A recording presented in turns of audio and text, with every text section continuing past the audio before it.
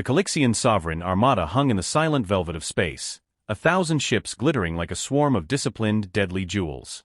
They were the reapers of the Cygnus Veil, the final arbiters of 1,000 worlds. Their hulls, grown from crystalline bioalloys, refracted the distant light of a nameless star into mesmerizing hypnotic patterns. To any species on the stellar charts, their arrival was not a declaration of war. War implied a contest. This was a notification of harvest. On the flagship Eternity's Price, Arch-Commodore Valerius observed the blue-green marble of humanity's cradle, Earth, on the main viewer. His features, sharp and elegant like carved amethyst, betrayed no more emotion than a geologist examining an interesting rock. Beside him, Tactical Prefect Kirax, her carapace plates shimmering with data streams, issued the standard proclamation. Broadcasting on all known frequencies, Arch-Commodore. The demand of measured contribution. They have one of their planetary rotations to comply. Surrender 50% of their population for indenture, and cede all orbital and extrasolar assets. Standard terms. Valerius gave a slight, almost imperceptible nod. Primitive fission signatures in the upper atmosphere. Pre-stellar orbital clutter. Their defense fleet is a collection of tin cans and reaction drives. This will be a swift harvest. They will comply or be culled. There is no third option. Across Earth, panic was a tangible, seismic wave. Governments fractured under the ultimatum. The alien communique was chilling in its sterile politeness. The Calixian Armada was a wall of impossible technology blotting out constellations. Every missile test fire detonated harmlessly against shimmering energy fields 100,000 kilometers out. Every plea, every desperate offer of resources or cultural exchange, was met with serene, silent disregard. The Calixians did not negotiate. They harvested. It was a galactic constant. But in the sprawling labyrinthine warrens of Luna shipyards, and in the zero-gravity forges anchored at Mars, a different signal was being sent. Not a plea. Not a declaration. A single, tight beam, encrypted pulse, aimed at a point in the dark beyond Pluto's lonely orbit. It contained one word: threshold. The Calixians detected the pulse, of course. Kirax analyzed it. A final, desperate signal. Perhaps a prayer to a celestial entity. It is of no tactical consequence. Valerius watched the countdown to humanity's decision tick away. They will break. They always do. Send the vanguard phalanx closer. Let them see the beauty of our ships. Let us soften their resistance. 24 Calixian cruisers, each a 5-kilometer-long shard of living crystal, detached from the main armada and slid forward. Their movement was silent, smooth, and utterly devoid of the crude thrust and fury of human propulsion. It was as if space itself willingly parted for them. To the humans watching from terrified outposts, it was the approach of angels of death, beautiful and utterly merciless. The human response, when the deadline hit, was not surrender. It was silence. A terrible, global silence. Radio broadcasts ceased. The chaotic digital babble of the species dimmed to a murmur. It was not the silence of submission, Valerius realized with a faint prick of unease. It was the silence of a breath held. They are attempting to hide, Kirax stated, her antennae twitching. Primitive subterfuge. Deploy gravitic resonators. Pinpoint their population centers for extraction. As the vanguard phalanx activated its scanners, space twisted. At the edge of the solar system, just outside the orbital plane, a patch of darkness deeper than the void behind it began to rotate. It was a lens of absolute black, distorting the star field like a drop of ink in water. Then it ripped. There was no sound in the vacuum. But on the Eternity's Price, every psychic dampener, every harmonic crystal in the ship's core, emitted a sharp discordant chime. A shockwave of distorted physics rattled the fleet. It wasn't an explosion. It was space-time groaning in protest. From the tear, it emerged. The Calixian fleet sensors, designed to quantify and categorize every known form of matter and energy, stuttered. Their graceful organic forms were suddenly confronted by something that defied their fundamental aesthetics of power. It was not grown. It was built. Forged. Welded. A mountain of alloy and adamantine will. Angular, brutalist, and devoid of any attempt at beauty for beauty's sake. Its armor plating was a scarred charcoal gray, etched with the microcraters of 1,000 unseen journeys. It bore no elegant curves, only sharp edges and hard right angles that seemed to cut into the fabric of reality itself. Along its flanks, in letters 30 meters high, was stamped a name, UNS Mighty Javelin. It made no move. It simply occupied the space, hanging before the Calixian vanguard phalanx like a massive, silent hammer. Its size was comparable to the Calixian flagship, but its presence was magnitudes heavier. It felt dense, not just with mass, but with intent. On the bridge of the Eternity's price, the serene atmosphere evaporated. "What is that?" Valerius whispered, the first crack in his crystalline composure. Carax's data streams were a frantic, blurring storm. Mass, unprecedented. Power signatures, incoherent. They are not fusion or singularity-based. They appear to be fluidic thermal reactors? The radiation profile is archaic but amplified beyond reason. Weapon ports. By the first song, the weapon ports. The mighty javelin was studded with banks of launch tubes, spinal-mounted cannons the size of city blocks, and projectile batteries that spoke of a terrifying simplistic philosophy. If you throw enough mass, with enough force, at enough speed, nothing remains intact. A single, tight beam transmission lanced out from the human vessel. The voice that echoed in the Calixian command nexus was calm, weathered, and held the gravel of command. It was not the voice of a diplomat. It was the voice of a man who had long ago accepted the weight of impossible decisions. Calixian Armada. This is Fleet Admiral Elias Thorne of the United Nations Sole Defense Fleet, commanding the UNS Mighty Javelin. You are in violation of sovereign human space. Power down your drives and weapons systems. You will be boarded for cultural exchange. The audacity was stunning. Valerius felt a cold ripple where his equivalent of blood flowed. They threaten us? With that fossil? Open a channel. Visually. The viewer shifted. The face that appeared was not what they expected. Not a smooth, gene-crafted demigod. Not a hardened warrior with fiery eyes. Admiral Thorne was a man in his late 60s, his face a map of lines etched by stress and stellar radiation. His eyes were a steady, tired blue, like ancient glacier ice. He wore a simple, functional uniform, faded at the elbows. He looked like a weary mechanic who had just been awoken to fix a broken engine. "You have one ship," Valerius said, his voice regaining some of its melodic authority. "We have 1,000. Your technology is a curiosity. A relic. Stand down, and we may spare your world a more vigorous harvest." Thorne didn't blink. He took a slow sip from a mug on his console. "You're counting wrong, son." And behind the mighty javelin, the black tear in space widened. Another ship emerged. And another. And another. Not copies of the javelin. Each was unique, a testament to different human philosophies of destruction. The UNS Stonewall, a slab of defensive armor so thick it seemed less a ship and more a mobile fortress. The UNS Prometheus, wreathed in the visible heat warp of its colossal plasma lances. The UNS Silent Drummer, its hull sleek and studded with the baffled ports of mass driver coils. 10, 20, 50. 100 human warships slid into reality from that impossible rift. They were not uniform. They were not beautiful. They were gritty, personalized, scarred, and alive with the pounding rhythmic energy of reactors pushed to the red line. They formed no elegant phalanx. They assumed a rough, staggered formation that looked chaotic to Calixian eyes, but to a tactician, it was an interlocking web of overlapping fields of fire. The entire Calixian fleet, for the first time in its millennia of harvesting, froze.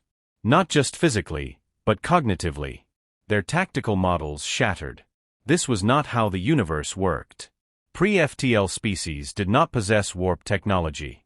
They did not build warships that shrugged off elegant energy lances with sheer brute mass armor. They did not look upon the masters of the galaxy with pity and a call for surrender. Carax's voice was a subvocal tremor. "Arch-Commodore, their power readings they are generating more raw energy output than our entire fleet. Individually. How? Their science is centuries behind." Valerius stared at the grim face of Admiral Thorne. "You hide your capabilities. A coward's stratagem." "No," Thorne said, his voice still calm, almost conversational. "We just didn't need to show you before. You asked for 50% of our people. That was a mistake. We are a species of parents, Calixian. You don't get to take our children. You don't even get to ask. He leaned forward slightly, and for the first time, the Calixian saw the fire beneath the ice. That signal you heard? Threshold. It wasn't a prayer.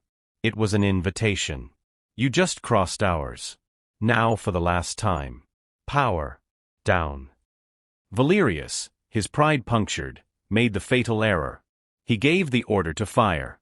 Vanguard phalanx, eliminate the lead vessel. Show them the cost of defiance.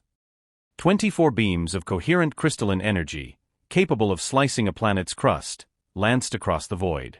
They struck the forward armor of the mighty javelin. The Calixians waited for the beautiful, silent vaporization. Instead, the javelin's charcoal-gray armor glowed. A searing, furious orange where the beams impacted, spreading across kilometers of plating. Superheated alloy vaporized in great plumes, forming a momentary glittering cloud of molten metal. Alarms shrieked on the human ship, audible even over the transmission, a harsh, clanging sound of physical damage. But when the beams ceased, the mighty javelin was still there. A vast, smoldering scar marred its bow, a crater of molten and resolidified metal still glowing like a fresh forge. But it had not been pierced. It had not split. It had taken the hit. On the bridge, Thorn was thrown against his restraints. Red lights flashed. A crewman shouted, "Forward armor layer 5 through 12 compromised. Inner hull intact. No breaches." Thorn coughed in the smoke now filling his bridge, a small grim smile on his face. He keyed the fleet-wide channel. His voice was no longer calm. It was the voice of a man whose home has been threatened, and who has just been given a very good reason to let loose the hounds of hell. "Well," he growled. "They just kicked the hive." The human fleet, which had been holding its position with terrifying discipline, erupted. This was not the graceful, silent ballet of the Calixians.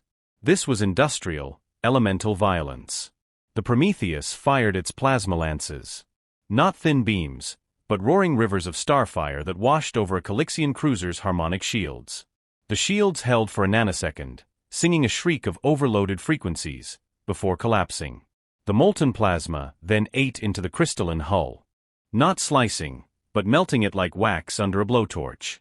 The silent drummer spoke. Its mass drivers fired not energy, but 50-ton slugs of tungsten ferrite at a fraction of light speed. There was no elegant shield interaction. The first slug struck a Calixian ship. The kinetic transfer was apocalyptic. The beautiful crystal vessel didn't explode. It shattered from the inside out, into a million glittering fragments, as if a cathedral window had been struck by a sledgehammer. But it was the mighty javelin's response that truly froze the souls of the watching Calixians. Thorn's command was simple. Spinal battery. 1 round. Target their flagship's main projector. Let's say hello properly. Along the ship's spine, magnetic coils the length of a continent powered up. The hum was a physical vibration transmitted through space. Then it fired. It wasn't a beam. It was a solid projectile, a spearhead of depleted uranium and tungsten the size of a small mountain, accelerated to a velocity that bent physics over its knee.